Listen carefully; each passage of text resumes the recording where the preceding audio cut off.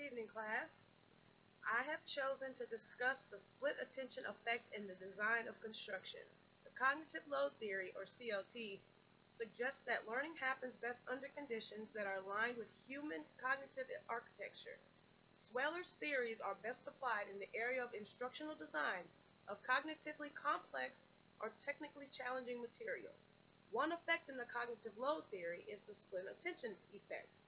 The split attention effect arose from the worked example effect following discovery that worked examples with a particular format, which were relatively ineffective. Learners are often forced to split their attention between and mentally integrate disparate sources of information, like text and diagrams, before the instructional material can be rendered intelligible. Some topics of instruction are so complicated that two sources of information are needed before the average learner can be reasonably expected to grasp the concept. While observing two different third grade classes for a week, both of the teachers decided to test each of their classes in different ways, which provided me with a great example of split attention effect.